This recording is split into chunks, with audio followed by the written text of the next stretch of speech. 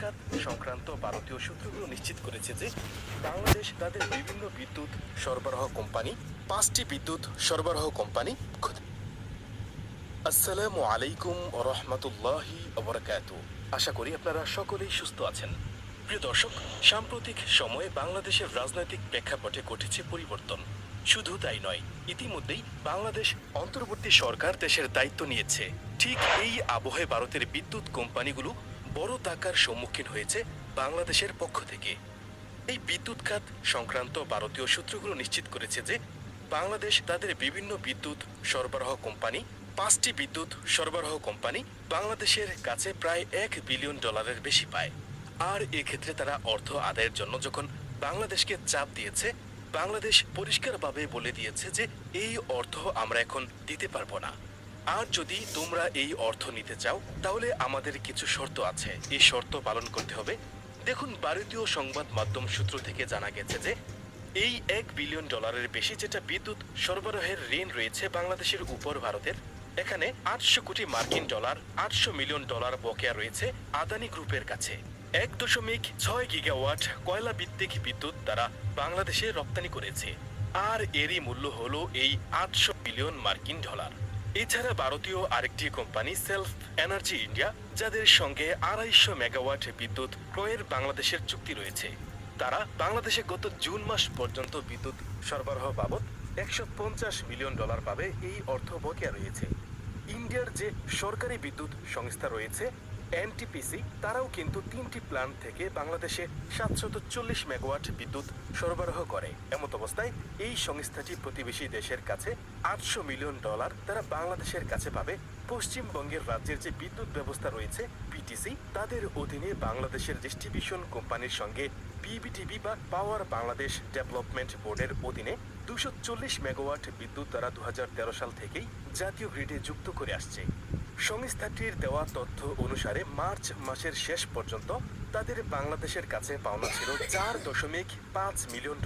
তবে 25শে আগস্ট পর্যন্ত এই সময়ের মধ্যেই এই পাওনা বেড়ে দাঁড়িয়েছে প্রায় $100 মিলিয়ন বেশি, যেখানে 46 বা 46 মিলিয়ন তারা পেমেন্ট পেয়েছিল।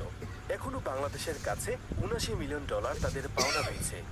ভারতের রাষ্ট্রায়ত্ত আরেকটি যে কোম্পানি রয়েছে power grid corporation of India, তারাও নিশ্চিত করেছে যে তারও $20 মিলিয়ন মার্কিন বাংলাদেশের কাছে বিদ্যুৎ সরবরাহ বাবদ তাদের পাওনা রয়েছে।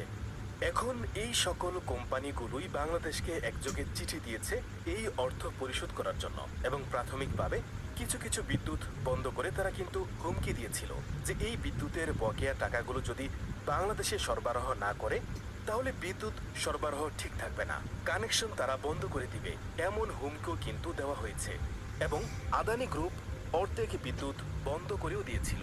এখন এক্ষেত্রে বলতেই হবে যে বর্তমান বাংলাদেশের অন্তর্বর্তী সরকার এই জায়গায় চমৎকার কৌশলী একটা খেলা খেলেছে, যে কৌশলী খেলায় ভারত কিন্তু অনেকটাই কপুকাত, এবং বাংলাদেশের এই কৌশলের ফাঁদে ভারতকে পা দিতে হয়েছে। ভারতের পক্ষ থেকে চাপও দেওয়া হয়েছে। $1 বিলিয়ন বেশি অর্থ, বলা হচ্ছে প্রায় $1.1 বিলিয়ন, মানে প্রায় 13 থেকে 14 হাজার কোটি টাকা বকেয়া ঋণ পরিশোধের কথা বলা হয়েছে।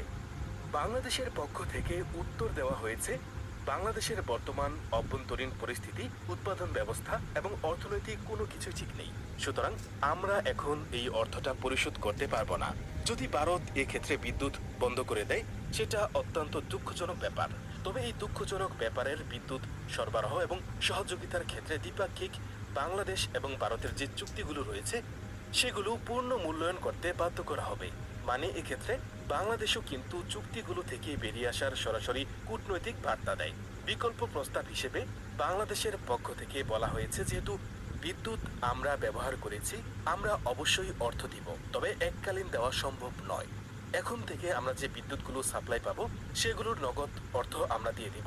পূর্বের যে অর্থ বকেয়া রয়েছে সেগুলোর 5% করে প্রতি মাসে আমরা পরিশোধ করব। মানে পরিশোধ করতে প্রায় 2 বছরের বেশি সময় লাগবে এই $1 বিলিয়ন পরিশোধ করতে, যেটা আমরা ধাপে ধাপে পরিশোধ করব। তবে এই সময়ের মধ্যে বিদ্যুৎ সরবরাহ বন্ধ করা যাবে না। দেখুন, আগামী 1-1.5 বছর বাংলাদেশের জন্য খুবই ক্রিটিক্যাল সময়, খুবই সংবেদনশীল সময় পার করতে হবে। কারণ এর পরই আমাদের রূপপুর পরমাণু বিদ্যুৎ কেন্দ্র উৎপাদনের সক্ষমতা অর্জন করবে।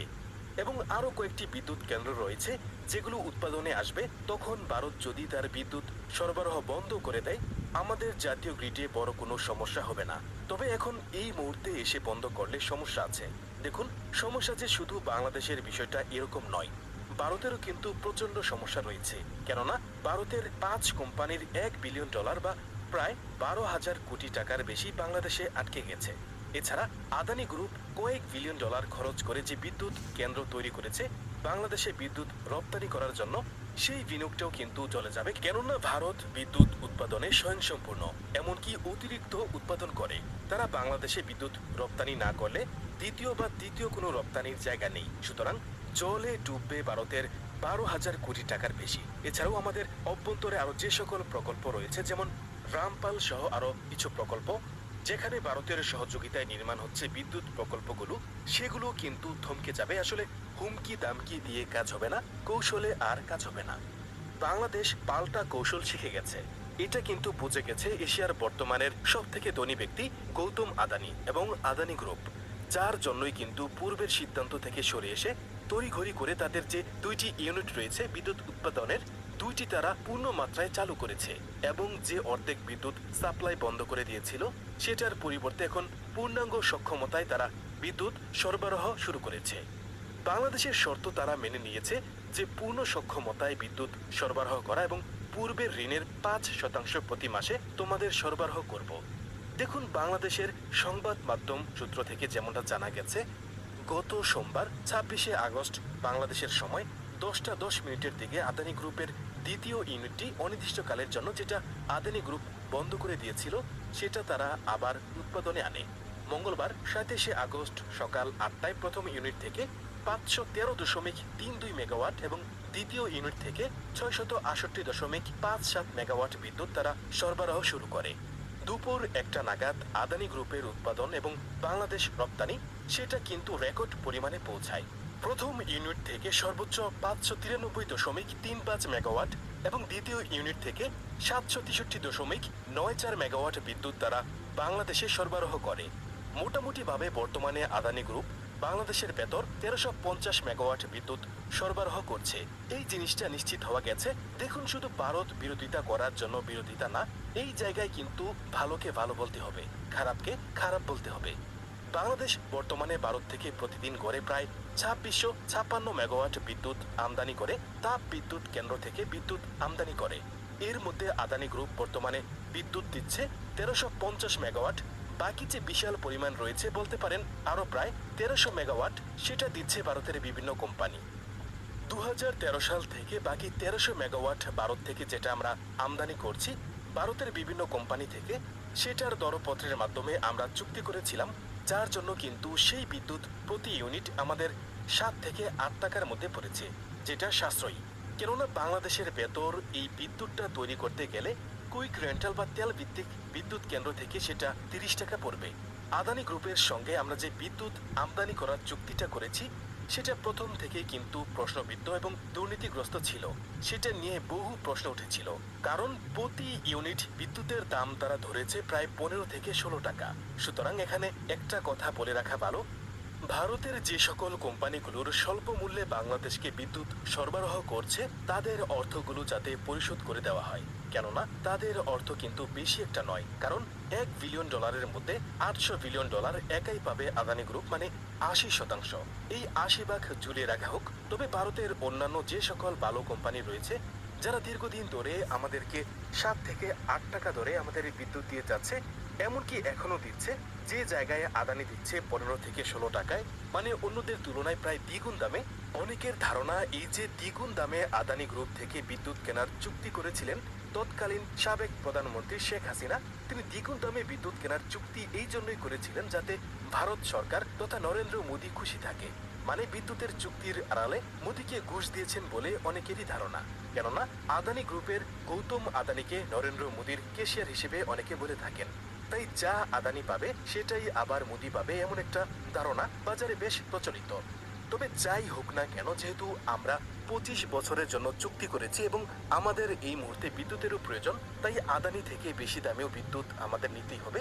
তবে যারা কম মূল্যে বিদ্যুৎ দিচ্ছেন, ভারতের যে সমস্ত ভালো কোম্পানিগুলোকে তাদের বকেয়া পরিশোধ করে দেওয়া হবে একটা বুদ্ধিমানের কাজ, যেটা $200 মিলিয়ন কাছাকাছি হবে। দেখুন, বাংলাদেশের পররাষ্ট্র নীতি এমনই হওয়া উচিত, ভালোর সঙ্গে ভালো, খারাপের সঙ্গে চোখে চোখ রেখে উচিত জবাব দেবে। এখন খারাপের জন্য ভালোর সঙ্গেও খারাপ আচরণ করব, সেটা কাম্য নয়। সুতরাং আমাদের এমনটাই আশা থাকবে যে ভারতের ভালো কোম্পানিগুলোর যে ঋণ রয়েছে সেটা বাংলাদেশ পরিশোধ করবে। প্রিয় দর্শক, অত্যন্ত গুরুত্বপূর্ণ এই বিষয়ে আপনার মতামত কি সেটা আমাদের জানাতে ভুলবেন না। প্রত্যেকের সুস্থতা কামনায় আজকের ভিডিওটি এখানেই সমাপ্তি। আল্লাহ